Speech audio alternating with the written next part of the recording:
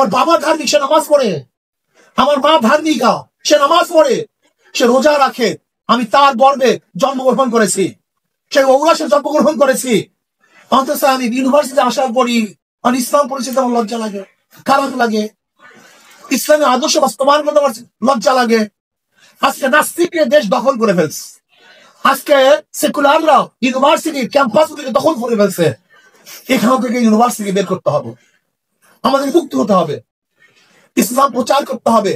তুমি গৌরবের সাথে বলো, আজকের থেকে আমি একজন মুসলমান, আমি বিশ্বাস করি, আমি আল্লাহর কসম করে বলতে পারি, আজকে এখানে যারা আসছেন, এখানে যারা এসছেন, এই কয়জন মানুষ যদি দায়ী হয়ে যান, আমার মেয়েরা, আমার সন্তানের, আমার ছেলেরা, আজকের তোমরা যদি নিজাত করো, আমরা সবাইকে দাওয়াত দেব। আমি একজন মুসলমান, মুসলমান ইউনিভার্সিটি, মুসলমানের জমিত ইউনিভার্সিটি, মুসলমানদের জন্য ইউনিভার্সিটি, মুসলমানের শিক্ষার ইউনিভার্সিটি।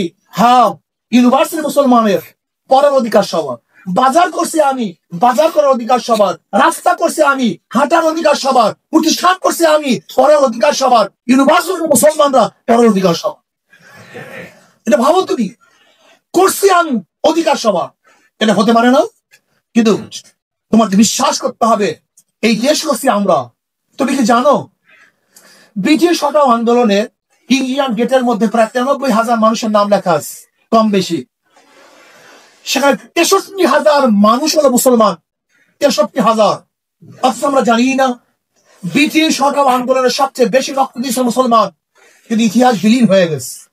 এই পাকিস্তান করার পিছনে একমাত্র অবদান ছিল মুসলমানদের, একমাত্র অবদান মুসলমানদের।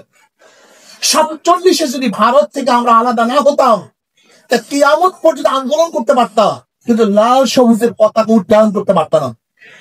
47-এ ভারত থেকে আলাদা হওয়ার পরে পাকিস্তানের দুইটা অংশ, পশ্চিম পাকিস্তান, পূর্ব পাকিস্তান। ভেবেছিলাম বৈষম্য দূর হবে, মানুষ শান্তি পাবে, মুক্তি পাবে। কিন্তু পশ্চিমারা আমাদের উপরে জুলুম করার কারণে এখন দূরে আবার আমরা তাদের বিরুদ্ধে আন্দোলন করে বাংলাদেশ স্বাধীন করেছিলাম।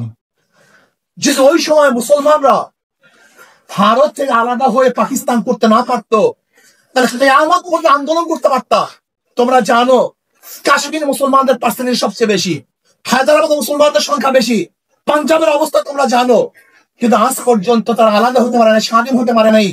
যদি 47-এ আমরা ভারত থেকে আলাদা হয়ে পাকিস্তান নামে একটা দেশ করতে না পারতাম, তাহলে এখন তোরে বাংলাদেশের স্বাধীনতা আমরা পেতাম না। কাজে দেশ মুসলমানদের দেশ, তোমার বলতে আপত্তি কোথায়? তুমি বলো না কেন যে ব্রিটিশ আন্দোলনে মুসলমানদের শেরকাত শরিক সবচেয়ে বেশি ছিল, পাকিস্তান করার পিছনে মুসলমানদের আন্দোলন এবং কার্যকরী ভূমিকা সবচেয়ে বেশি ছিল। আবার এখন তুমি দেখো, বীর মুক্তিযোদ্ধা, বীর উত্তম, বীর শ্রেষ্ঠ যতজন আছে, এর মধ্যে প্রায় 98% মুসলমান, 98% মুসলমান।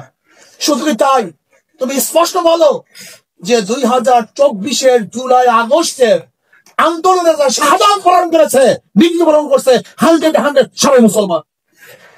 এগুলো বলো, তুমি সাহস করে বলো, তোমার পরিচয় দাও, তুমি কে? তুমি এইভাবে পরিচয় দাও যে 750-800 বছর পর্যন্ত এই বাংলাদেশের শাসক ছিল মুসলমান, বলতে থাকো, সমস্যা কি তোমার? সত্য ইতিহাস, এই যে সত্য। তুমি এইভাবে বলো, গোটা বাংলাদেশ, গোটা দুনিয়ার মধ্যে পরিচয় লাভ করাইছে মুসলমান, এটা বলতে থাকো। তুমি এইভাবে বলো, ব্রিটিশ আন্দোলনের প্রথম সংগ্রামের সূচনা করেছিল শাহ আব্দুল আজিজ সাহেব রহমতুল্লাহ আলাইহি।